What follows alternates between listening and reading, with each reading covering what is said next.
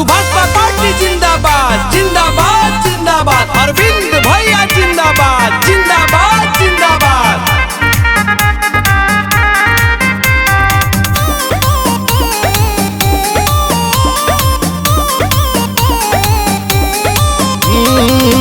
सुना ये राजभर भैया आइल बनीक समैया, भागीदारी मोर्चा बनल घरे घर सबके बतैह। बढ़ता बेचैनी दादा विरोधियन के छूटे पसीना। बनी सरकार नहीं ओपीजी के बिना। जय सोहदेव। अब की बीजेपी वाला बेची है पुदीना।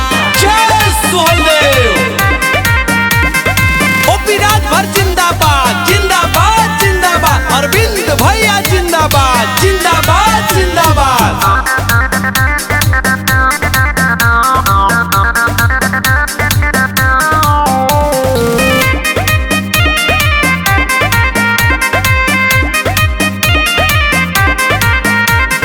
जुर्म भ्रष्टाचार वाली बाटे सरकार हो कि चारों ओर मचल हाहाकार बाटे हो। खुश नहीं बाटे भैया यूपी के जनता, मजदूर किसान भी लाचार बाटे हो। मजदूर किसान भी लाचार बाटे हो। जुर्म भ्रष्टाचार वाली बाटे सरकार हो कि चारों ओर मचल हाहाकार बाटे हो। खुश नहीं बाटे भैया यूपी के जनता, मजदूर किसान भी लाचार बाटे हो। बढ़ल महंगाई बाटे मुश्किल भइल बाजीना। बनी सरकार नहीं ओपीजी के बिना। जय सोहदेव। अब की बीजेपी वाला बेची है पुदीना। जय सोहदेव। ओपी राजभर जिंदाबाद जिंदाबाद जिंदाबाद। अरविंद भैया जिंदाबाद जिंदाबाद जिंदाबाद।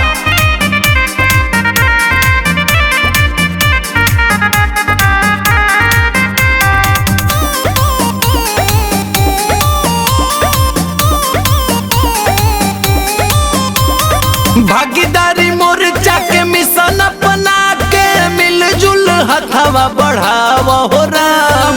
अब के चुनावा में सगरी विरोधियन के आपन ताकत देखावा हो राम। आपन ताकत देखावा हो राम। भागीदारी मोर्चा के मिशन अपना के मिलजुल हथवा बढ़ावा हो राम। अब के चुनावा में सगरी विरोधियन के आपन ताकत देखावा हो राम। बबलू के गीतिया भैया केहू से रोकले रुकी ना। बनी सरकार नहीं नेताजी के बिना। जय सोहदेव। अब की बीजेपी वाला बेची है पुदीना।